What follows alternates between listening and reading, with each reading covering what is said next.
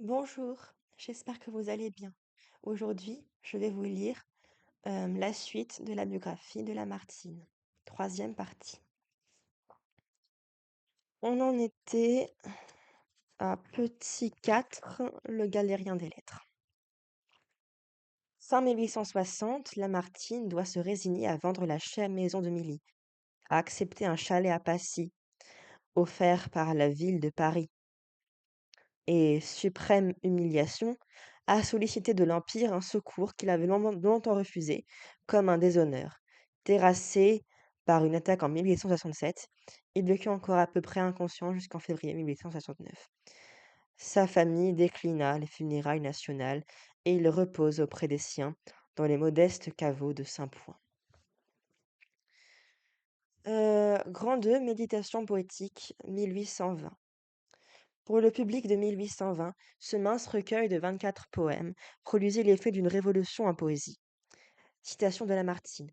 Je suis le premier, dit Lamartine, qui ait fait descendre la poésie du Parnasse et qui ait donné à ce qu'on nommait la muse, au lieu d'une lyre à 7 cordes de convention, les fibres mêmes du cœur de l'homme, touché et ému par les innombrables frissons de l'âme et de la nature. Préface.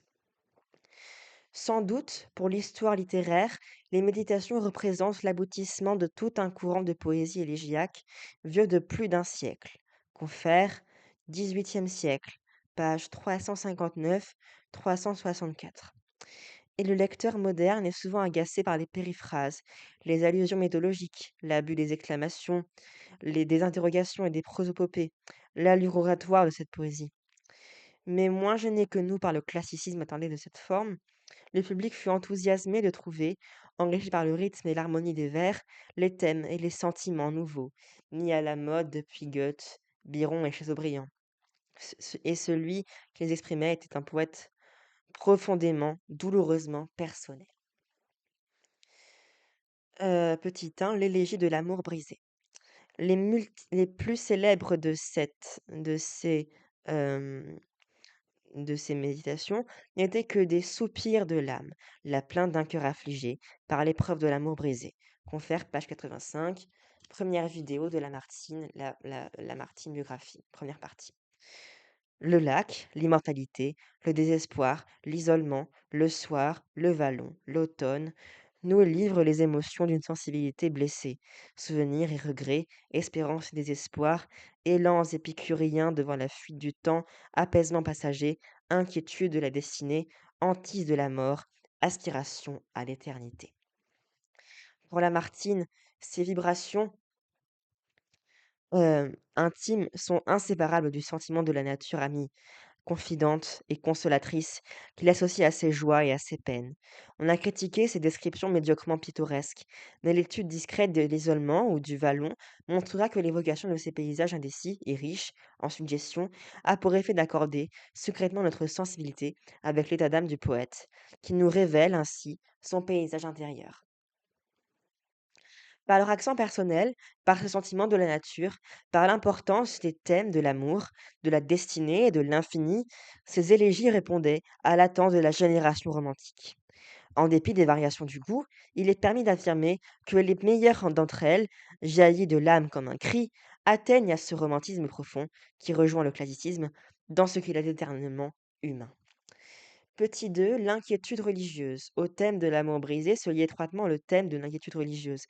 Certaines méditations sont plus particulièrement consacrées à la philosophie morale et aux grands problèmes métaphysiques.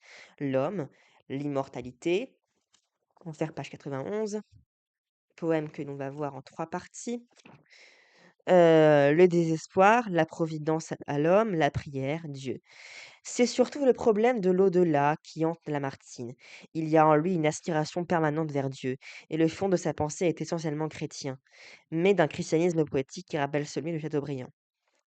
Plus que ces certitudes inébranlables, nous trouvons dans ses vers l'espérance confiante d'une immortalité qui répond aux besoins profonds de sa sensibilité cruellement blessée par le malheur. Confère, page 94, poème L'isolement, première partie. Ce lien qu'il établit entre son amour et son aspiration religieuse constitue l'originalité de Lamartine. Dans sa poésie, l'amour humain revêt une telle spiritualité qu'il ne peut être qu'infini et immortel, et qu'il apparaît, paradoxalement mais en toute sincérité, comme une étape vers l'amour divin. Confère, pages 91 et 94 à 94. Donc, poème L'immortalité jusque- jusqu'au poème L'isolement, les trois parties du poème L'immortalité, et la première partie du poème L'isolement. Et page 113, c'est Jocelyn, la fin de l'analyse. Donc deuxième partie de la biographie, enfin deuxième partie de la présentation de Jocelyn. Donc Jocelyn analyse fin. Et je vous lirai le premier poème dans 4 jours. Et il y aura une vidéo spéciale dessus, vous verrez. Merci de regarder. Au revoir.